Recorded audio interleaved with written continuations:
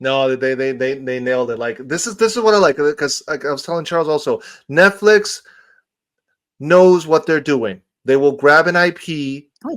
they'll turn it around, and they will make it flourish. Like um, Castlevania, for example. I'm a Mhm. huge Castlevania. Like you can I tell haven't right gotten there. to that yet. I got it right there.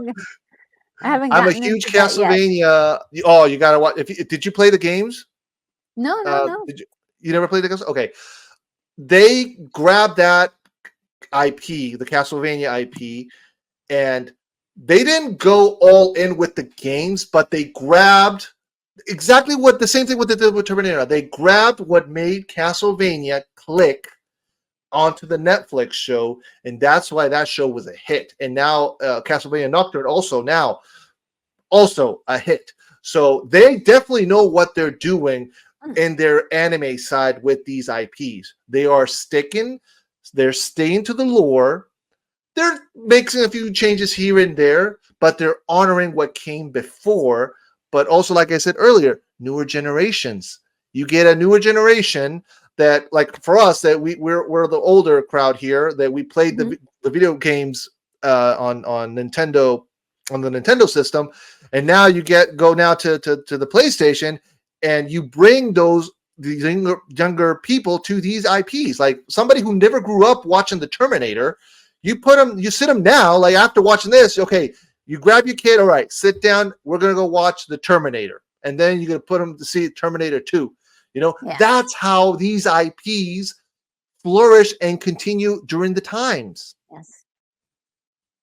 Yes. We need more infusions like this one. This was a good one. And yeah, I hope that they will consider doing a season 2, or we get more content like this where they're kind of reimagining some of the The things that are one happening. the one thing I hope someday it happens, I hope to God it happens. They do a RoboCop versus the Terminator anime movie. Oh I'm a big fan of that. That's my favorite comic book crossover story. boy. I Oh, have all 4 issues and the paperback. I got them. I got them. wow. And Okay.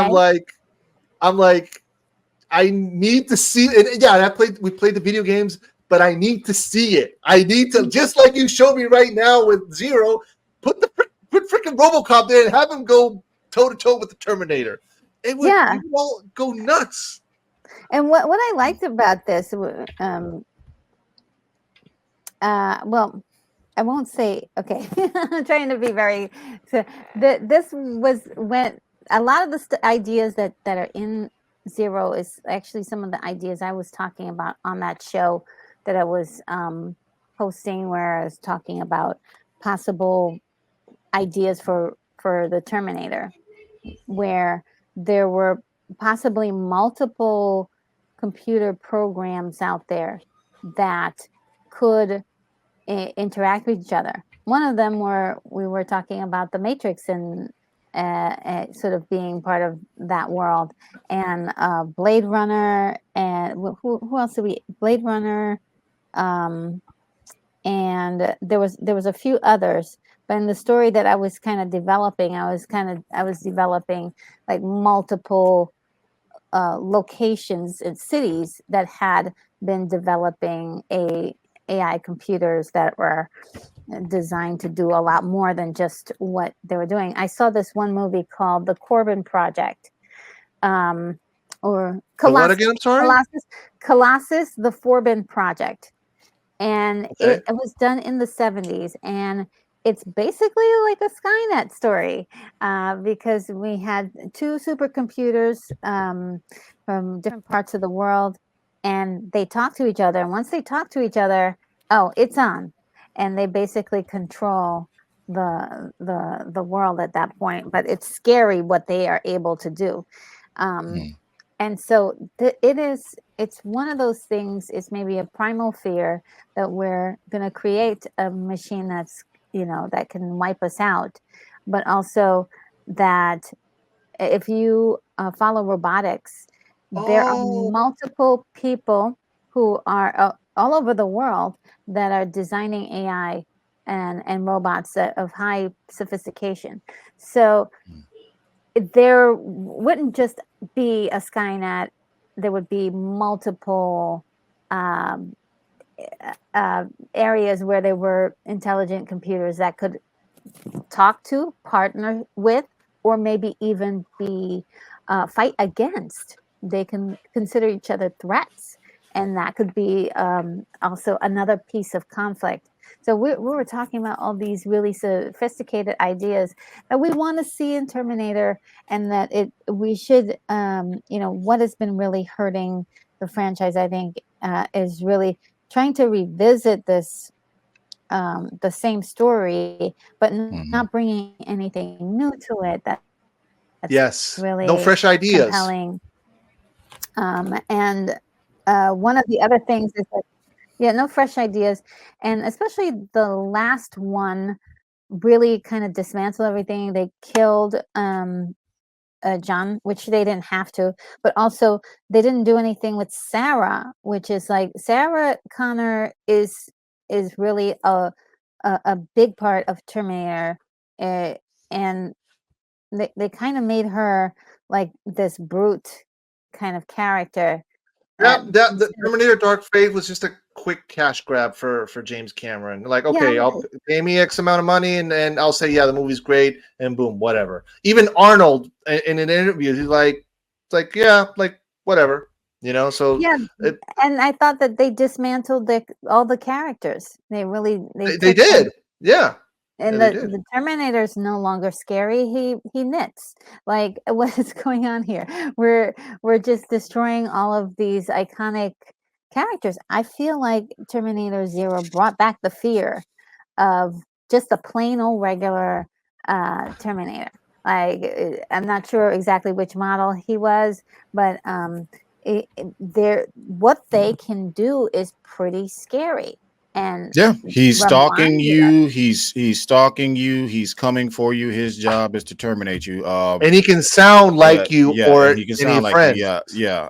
Arnold Schwarzenegger said it best, and we're gonna close it off right here. But he said it best. He said the Terminator.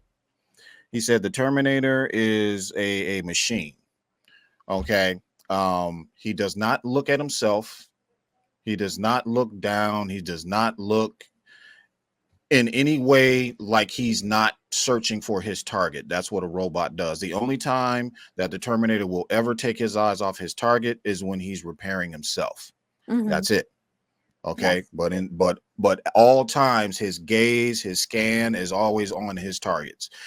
He said what happens after that, the stuff that happened after that, he became a parody, he became a joke. No Mm. longer, no longer was that real fear that you get from a Terminator when you see a movie like that. So Yes. Right. yeah. Yes. Yeah. But yeah, that's pretty much why I want to keep, that story that I'm writing. I want to keep it as dark and gritty as I possibly Mm. can, Yes. because it's Yes. it's it's time for like that real cinema to come back. So, all right, Yeah. Yeah. retro. Definitely keep it because you might be able, you'll probably be able to make that movie. Yeah, retro. I'd like to thank you for coming on to the Lethal Geeks Oh, my podcast. We pleasure. really appreciate your time. Phil, do you have anything to add? Retro. This we gotta make a movie. Yes. We gotta make this a movie. Definitely gotta make it a movie. I want to thank you for stopping by. You have an open invitation to come back Thank anytime you. you want. Anytime you want to come back. We're definitely Absolutely. going to be doing a lot more of these. This is episode 5. We're still growing, but every episode we're getting Wow. better and better. And we're definitely going to be talking a lot more about other classic movies, Oh, wow. Yes. So we're definitely going to have you back Okay, at the yes. Lethal Geeks podcast. Well, All I right. wanted to say thank you so much for inviting me. This is really a lot of fun for me. You're welcome. Absolutely. I My love pleasure. talking. I got to talk to you guys online via social media, but this is really very special to be able to do it live like this, and also like just in general, talking about movies that we love. It's just something that really touches my heart. So, Yeah, so thank you for the I feel you. opportunity and the chance to do that. You're very welcome.